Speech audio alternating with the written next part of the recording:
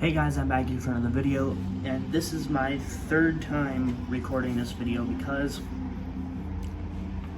I start to ramble and lose my point a little bit.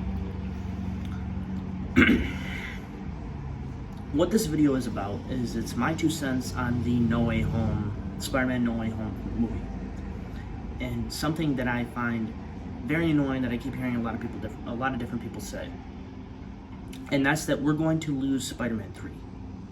That is going to be retconned out of the universe. And one of the other big things that I'm hearing is that Venom, Let There Be Carnage, and also Morbius are going to take place in the Sam Raimi universe. This is dumb, okay? One of the arguments going on is, well, we already have a Venom in Spider-Man 3. Well, obviously, we have Venom and Eddie Brock. That's where the retcon Spider-Man 3 comes from. And where I first heard this is when Alfred Molina came out and he said that his character is being taken up right before he dies, and they're going to de-age him. Okay, well, we need to take him right before he dies, or he's dead and we can't use him, so we need to take him right before he dies. And the other thing is that he's young. Well, wouldn't it be a more interesting story if we seen Doc Ock taken right from the point where we seen him last, or if it's been 16 years later and he's older? Why would you want to see that? What have you been doing the whole time? You know? So they're taking Electro and Doc Ock and taking them right before they died for No Way Home, to be the villains or the puppets of No Way Home, whether there's an overarching villain or we set up the Sinister Six and they're all kind of working as a team. A lot of different people think that Willem Dafoe's Green Goblin is going to be the main villain of the movie, and he's kind of like puppeteering everybody, which is a really, really cool idea. And I really like that because Willem Dafoe is Green Goblin, and Green Goblin is my favorite Spider-Man villain. He's probably one of my favorite villains of all time because he's flippin' dope.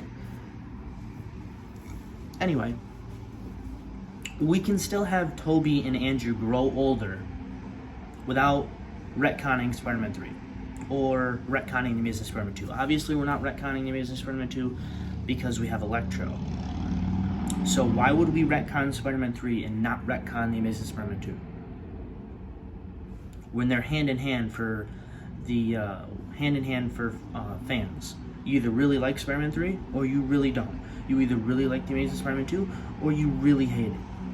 They're not going to retcon the less bad movie and not retcon the worst movie, The Amazing Spider-Man 2. Whether you like The Amazing Spider-Man 2 or not, which I really do, it's not a cohesive movie. Spider-Man 3 is more so a cohesive movie than The Amazing Spider-Man 2. They're not going to get rid of Spider-Man 3 just so they can put Venom and Morbius in the Sam Raimi universe.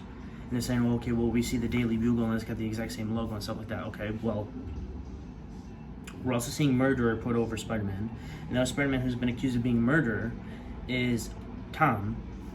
We're seeing Adrian Toomes, played by Michael Keaton. And we've seen the Avengers on the newspaper. What is happening is a multiversal collapse. We're seeing the different Spider-Man timelines, the different things happening, and it's creating confusion. The different timelines are collapsing. This could also play into J. Jonah Jameson's, his return. That might be something that's happening with that. We don't know. But we're seeing different things from different timelines because of what's happening in the MCU. Marvel and Sony are working together to create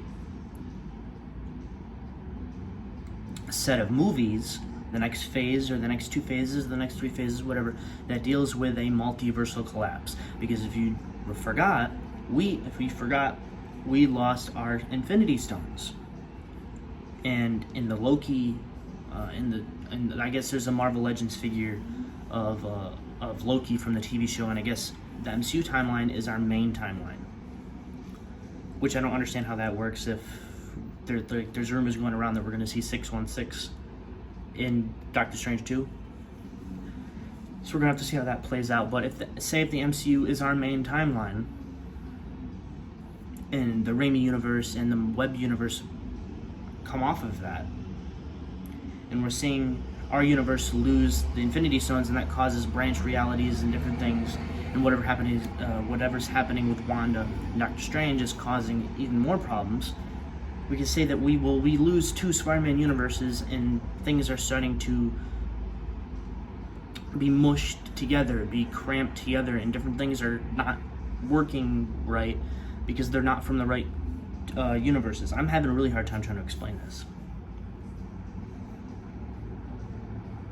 But we're seeing different timelines be crushed together, being mixed in a melting pot. You know? That's what we're seeing. We're not seeing Sony trying to make Venom work in the Raimi universe. We're not seeing them trying to make it work in the Amazing Spider-Man universe, even though it very well could be in the Amazing Spider-Man universe. People argue, well, Ravencroft. There could be more than one Ravencroft. I don't like the idea of it's a different side of Ravencroft. I've heard some people say that, because we literally see all sides of Ravencroft in the Amazing Spider-Man 2. It's kind of shaped like a big pentagon, if I remember correctly. It's like a big square, like a big pentagon-like shape. We see all sides of it.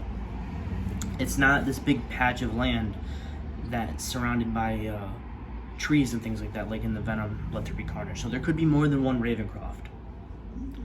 But I guess the idea is that in Venom Let There Be Carnage, we're going to be going to New York. So if they are using Ravencroft, that one would probably be in New York. We don't know about that yet.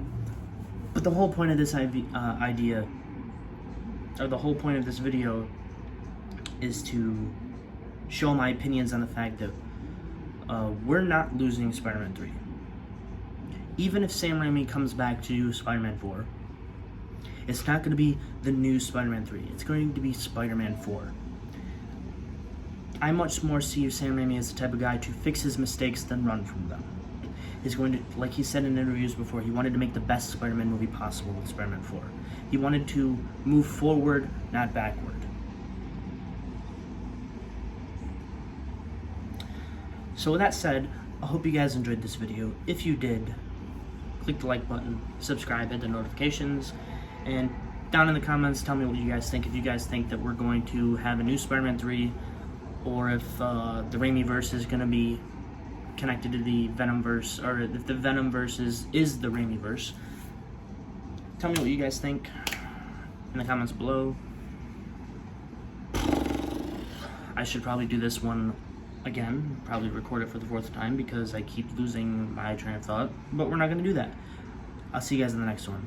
Until next time, true believers. Jesus Christ. Until next time, true believers.